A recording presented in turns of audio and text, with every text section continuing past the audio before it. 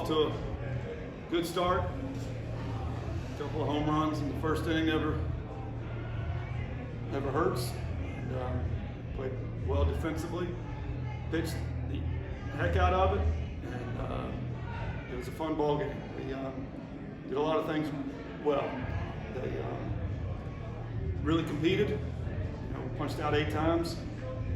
That's that's more reasonable. And, I just like the way they went about their business. Everybody in the dugout kind of tried to simplify it. I told them, I said, man, I've been fortunate. I've been around some really good offenses here. You guys are getting too over analytical. This is what he's right-handed. They have a fastball, they have a breaking ball, and they have a changeup.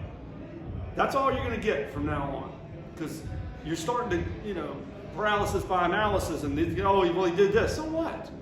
Let's get simplified. Let's compete and let's go. And they took it to heart. Questions? The very first inning, Reese works that walk. It's a nice start, and then Alex goes oppo for a home run. Logan goes oppo for a base hit. Is that the kind of approach, obviously, you're talking about? Yeah, Logan had 2 strikes. Alex got 1 out over the plate early, and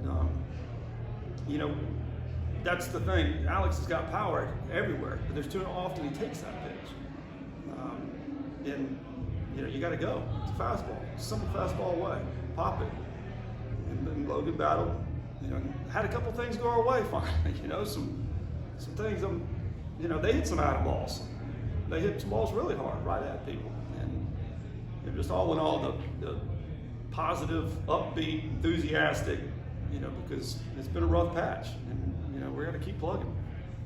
When Carson can't go for you guys to start, and Jonah can just go out there and give you guys 3 innings, 3 scoreless innings, just how valuable is that versatility? It's immeasurable, because we went from feeling like we're really deep to like, whoa, we're really thin. Carson coming out, and Jonah's got to start. Meister was out, so it was a situation where things played out and they pitched their tails off to enable us to do that. But everything fell into place. The way that baseball goes and this team's mentality right now, just things not going your way for a couple weeks. How big was it for it to happen in the first inning? It feels like it has been a couple weeks since you guys have jumped on somebody very quick off of that. Yeah, and you always are hoping for that, obviously. And when things don't do that, you can't go back into that mindset of, oh, here we go again. We can't buy a hit. There's nothing but defenders out there. The woe is me. I thought we did get to that a little bit. The dugout can kind of tell you, and we just gotta keep going.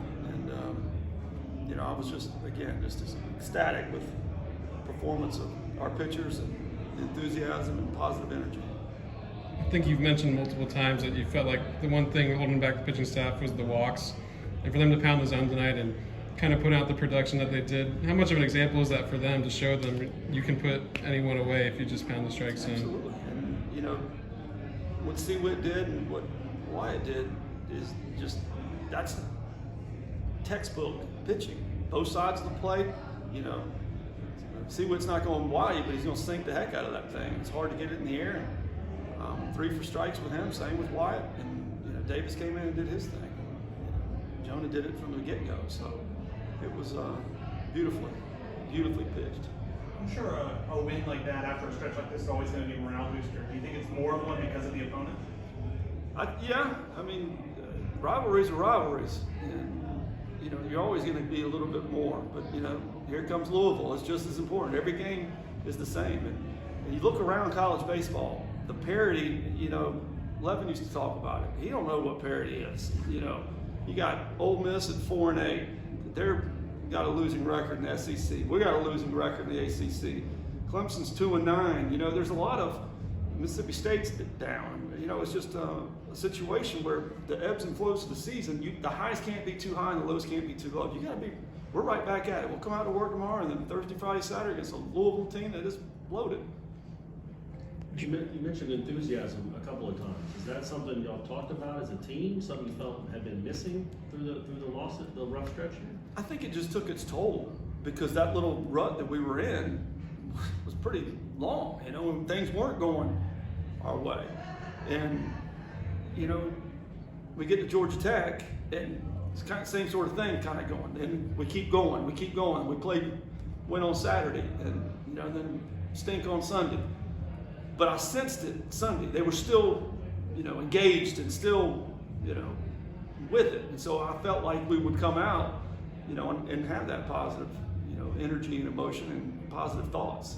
Because the mind, you guys know how the mind is, make you or break you. Jordan seemed like he was playing with his hair on fire tonight at times. Just how infectious is that energy for him? Just not only tonight, but every day you guys come to the Pulp. Yeah, I told him, I said, the great ones know exactly what they did prior to the game, that day of, the day before, and they don't deviate from that. I said, you played with twice as much energy and bounce in your step and focus. I don't think he made a bad decision. I think one was slightly up, but it wasn't horrible. And he was just absolutely locked in, played his butt off. You talked about Louisville. I don't know how much looking ahead to them you've done, but I know, they've bounced back after a kind of an unlikely, uncharacteristic start to the season for them. Yeah, they, NC State did it last year. People forget that NC State was like 2-8 or 2 and something horrible, and basically, played for the national championship. And, Louisville, same thing. They, for whatever reason, they weren't playing well. Notre Dame wasn't playing well early. We've had our lull. I hope that's it. I hope we're going to, get the Noles. We're always going to get everybody's best shot, but that version right there was pretty dang good.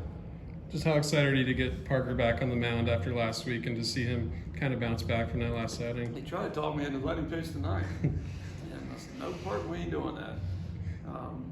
Then found out, J. Bomb couldn't go. I was like, wait a minute.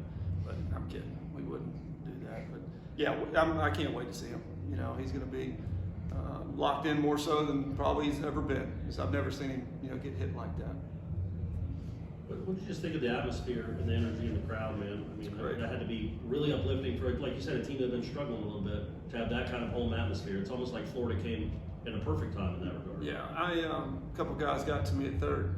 Guys that really seemed a packed environment and really into the ball game. I told you back when I recruited you, this place was fun. They're like, man, this is unbelievable. And hats off to all of them that came out. And like I've said, stick with us. Don't give up on us. We're going to keep pushing. You kind of alluded to it a little bit throughout this press conference, but how can one weekend coming up this weekend kind of just change the entire mood of a season? Sure. We last year we won at Va Tech, beat Florida, then swept Miami. That kind of jolted us.